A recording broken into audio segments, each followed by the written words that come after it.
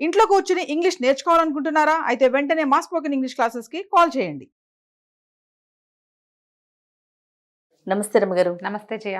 రమ్మగారు, తెలివిగలవారు అనే వాటి గురించి మనం చాలా స్టోరీలు చెప్పుకున్నాం. తెలివిగల కోడళ్ళు, అల్లుళ్ళు, కూతుళ్ళు, అట్లా రకరకాల స్టోరీలు. అలాంటి స్టోరీ ఏదైనా ఉంటే చెప్పండి. ఒక రాజుగారు ఉండేవారట ఇదివరకు. మరి పెద్ద రాజుల కాలం నాటిది కాదు, జమీందారుల కాలం నాటిది అనుకో. అయితే ఆయనకి తను తెలివిగలవాడినని చాలా నమ్మకం అంట. ఆయనకే నా అంత తెలివిగలవాడిని నేనే అని చెప్పుకునేవారు. అయితే ఏదైనా సందర్భం వచ్చినప్పుడు చాలా తెలివిగా చెప్పాను కదా అని అడుగుతుండేవాడు. అందరూ శబాష్ శబాష్ అనేవాళ్ళు. ఏం చేస్తారు రాజుగారి దగ్గర? రాజుగారి దగ్గర ఆఫీసర్ల దగ్గర తోక జాడించడానికి వీలు లేదు. జాడిస్తే వాళ్ళు ఏం చేస్తారో తెలియదు. నచ్చకపోయిన శబాష్ శబాష్ అంటూ ఉండాలి అంతే. చాలా బాగుంది అనేవారు. మీ తెలుగుగల వాళ్ళు మీరేనండి అనేవాళ్ళు.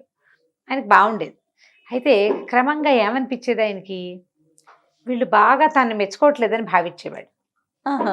ఆ తర్వాత ఏం చేసేవాడు, కొన్నాళ్ళు పోయాక ఎవరైనా తెలివిగల వాళ్ళు ఉన్నట్టు మీ ఎరికనా అని కొత్తగా వచ్చిన వాళ్ళని అడుగుతూ ఉండేవాడు. వాళ్ళు వెంటనే మీరే అనాలి. మీ ఎంత తెలివి ఎవరికి ఉంటుందండి అంటే ఒక రకం, ఆ మా ఊళ్ళో ఉన్నాడండి అంటే వాడు తెలివి ఏమిటో చూద్దామని. వాళ్ళ తెలివి ఏమిటో మనం తెలుసుకోవాలి కదా. సరే, ఇలా అయ్యేసరికల్లా ఈ చుట్టుపక్కల ఊళ్ళ నుంచి శిస్తులు వసూలు చేసుకొస్తారు. శిస్తులు వసూలు చేయడం అంటే అదే ఇప్పుడు మన ట్యాక్సులు. పాత రోజుల్లో ఏం చేసేవాళ్ళు, ఆ ఊళ్ళు కరణాలు, మున్సబులు ఉండేవాళ్ళు, ఠాణేదారులు, వీళ్ళు చాలా రకరకాలు ఉండేవాళ్ళే. పేర్లు కూడా భలే డిఫరెంట్గా ఉండేవి. వాళ్ళు ఏం చేస్తారు, ఆ ఊళ్ళో ఉన్న శిస్తులు వసూలు చేసి మూట కట్టి రాజస్థానాన్ని పట్టుకొచ్చి ఇస్తారు. జమీందారుల రోజుల్లో కూడా అలాగే ఉండేవి. ఆ ఊళ్ళ నుంచి రావాల్సిన డబ్బు, రావాల్సినంత పంట వస్తూ ఉండేది రాజధానికి. సరే, ఈ ఊళ్ళ నుంచి వచ్చిన వాళ్ళు ఉంటారుగా, వాళ్ళందరినీ మీ ఊళ్ళో తెలివైన వాడు ఎవడు అట్లా ఎంక్వైరీ చేస్తుంటే అన్ని ఊళ్ళల్లో ఒకడు పోచేయని ఒకడు వాడు సూపర్ తెలివిగల వాడని తెలుసుకున్నారు. వాడంత తెలివైన వాడు వాడేట. వాడు మామూలు తెలివి కాదట వాడితే. ఎంత వాడినైనా బోల్తా కొట్టించేస్తాడట. వీడు ఈ ఊరు వాడు అంటే ఏ ఊరు వాడు ఆ పోచయ్య పక్క ఊరు వాళ్ళని బోల్తా కొట్టించిన కథలు కూడా కొన్ని విన్నారు. ఆయనకి అదేమిటో వాడిని చూద్దామనిపించింది. సరే, 4 సార్లు 5 సార్లు 6 సార్లు విన్నారు. వినేసరికల్లా ఇన్ని చోట్ల నుంచి, ఇన్ని సోర్సుల నుంచి ఆ ఊరి పోచయ్యగాడే తెలివిగలవాడంటే ఆ పోచయ్య సంగతి ఏమిటో చూడాలి. ఫలానా ఊరు అని తెలిసింది కదా. ఈయన ఏం చేశాడు, గుర్రం వేసుకుని ఎవరిని పిలవకుండా ఆయన ఒక్కడనే కమాన్ వెళ్ళాడు అనమాట. ఒకడే కమాన్ వెళ్ళటం అంటారు దాన్ని. అలా విహారంగా వెళ్ళటం వెతుక్కుంటూ వెళ్ళాడు. ఆ ఊరి మొగదల్లోనే ఏవో పొలాలు ఉన్నాయి. ఒకడు ఓ గోచి పైకి పెట్టుకుని నెత్తిగా ఒక కండువా చుట్టుకుని వంగి పొలంలో పనిచేస్తున్నాడు. ఈయన పోయి అక్కడ నుంచున్నాడు. ఏమో ఇది ఫలానా ఊరేనా అని అడిగాడు. అయ్య బాబాయ్ అవునండి అన్నాడు. అని నుంచున్న రైతు పని చేసుకుంటున్నాడు. వాడు ఏదో వంగి కాలువ తీసుకుంటున్నాడు అనమాట. మీ ఊళ్ళో పోచయ్యని భలే తెలివిగలవాడు ఉన్నట్టు కదా, ఆ ఊరేనా ఇది అన్నాడు. అవునండి, అక్షరాల అదే ఊరండి అన్నాడు. ఏమిటో వాడి తెలివే అన్నాడు. ఏదో అయ్య బాబు ఒక మాట తెలివేనండి.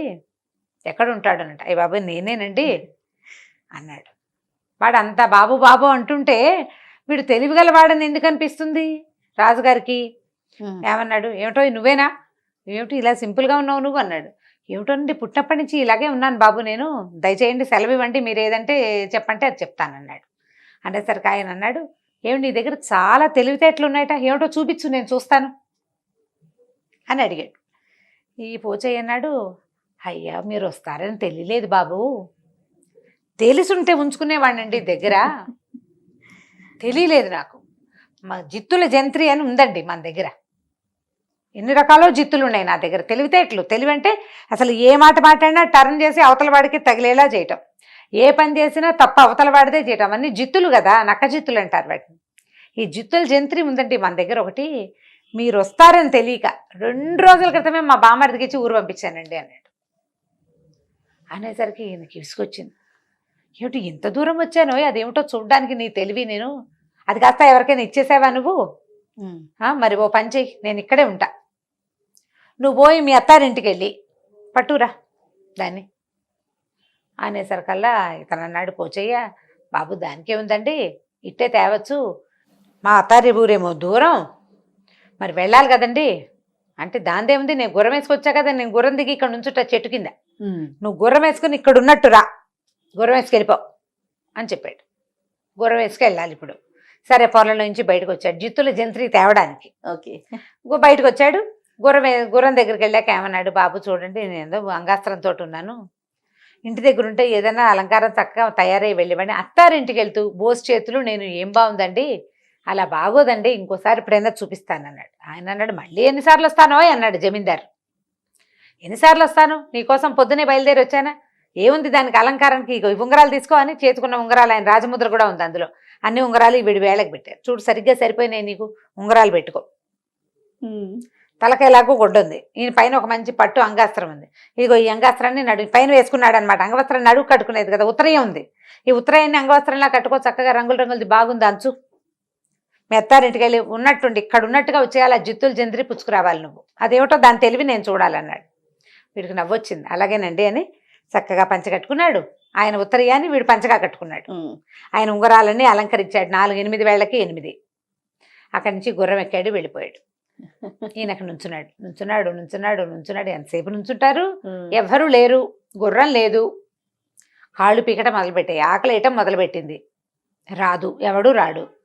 ఈ లోపల అటు వెళ్ళే వాళ్ళు ఇటు వాళ్ళు, అయ్య బాబాయ్ ఏంటండి ఇక్కడ నుంచున్నారంటే, వాడు జిత్తులు జంత్రి తెస్తానన్నాడు అని చెప్పాడు. చెప్పేసరికల్లా వచ్చిన వాళ్ళు అన్నారు, అయ్యా వాడే ఒక జిత్తుల జంత్రి అండి, మీకు ఏమర్థమైంది, వాడు మీకు ఏదో సున్నం రాసేసాడు, మీకు అర్థమైందో లేదో అని అన్నారు. అనేసరికి ఏంటి నేను ఎక్కడైనా పప్పులో కాలేసానా అని ఆయనకి డౌట్ వచ్చింది. కానీ ఎక్కడ పప్పులో కాలు పెట్టాను అనేది మాత్రం అర్థం కాలేదు, ఆయనకి అర్థం కాలేదు.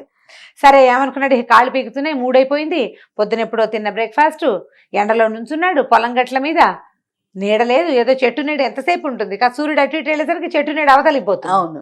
ఇక ఈయన కాళ్ళు కొట్టుకుంటూ చచ్చి చెడి ఆ ఊళ్ళో ఒక పక్కకి నడిచెళ్ళి అక్కడ ఒక గుర్రం తెప్పించుకుని మెల్లిగా ఇంటికి వెళ్ళిపోయాడు.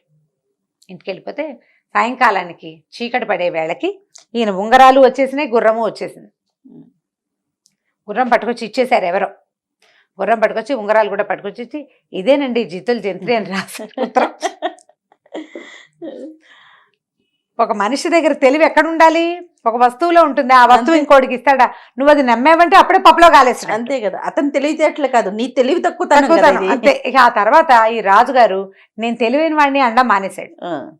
అయితే ఏం చేశాడంటే ఆయన ఈ తెలివి కలిగిన ఆ పోచయ్యని పిలిపించి, మళ్ళీ నువ్వు చాలా తెలివైన వాడివి, అయినా కూడా నువ్వు తెలివిలో మోసం చేసే గుణం లేదు నీకు. ఇప్పుడు రాజుగారు ఉంగరాలు గుర్రము గనక నువ్వు వాడుకోదలుచుంటే, ఆయన ఆలోచించుకున్నాడు 2-3 రోజులు. గుర్రం అమ్మేసి ఉంగరాలు కరిగించుకుని తినేసి చేసేదేం లేదు.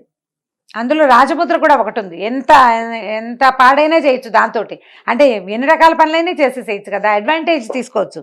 అయినా కూడా నువ్వు నీ తెలివి చూపించాలనుకున్నావు కానీ తప్పులు చేయలేదు కాబట్టి నువ్వు మా దగ్గర ఒక అధికారిగా ఉండు కానీ, ఆ చదువు రాని తెలివైన వాడైన ఈ పోచయ్యకి సంతకం పెట్టడం మాత్రం నేర్పించి తమ దగ్గరే ఉంచుకున్నారు. ఇంత తెలివైన వాడు బయట ఉంటే కొన్నాళ్లకైనా మోసానికి దిగుతాడేమో.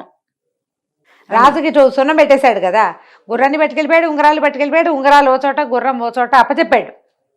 అందుకని వాడిని ఒక అధికారం చేసుకుని తన దగ్గరే ఉంచుకున్నారు. నీలాంటి తెలివి గల వాడు ఎవడైనా ఒకడు దొరికితే వాడిని పట్టుకురా, మన దగ్గరే పెట్టుకుందాం, వాళ్ళని బయటకు తిరగనివ్వకూడదు అని భావించాడు అనమాట రాజుగారు. కథ కంచికి మనం ఇంటికి. బాగుంది తెలివితేటలు, సూపర్, సింపుల్ అండ్ ఈజీ. మీరు పిల్లలకి బాగా చెప్పటంలోనే మీ తెలివి ఉంది. జిత్తుల జంత్రి బాగుంది, టైటిల్ ఇంకా బాగుంది. రైట్ అమ్మగారు, నమస్తే. నమస్తే చేయ. ఈ వీడియో కనుక మీకు నచ్చినట్లయితే లైక్ చేయండి, షేర్ చేయండి. మరిన్ని వీడియోస్ కోసం మా ఛానల్ని సబ్స్క్రైబ్ చేసుకోండి.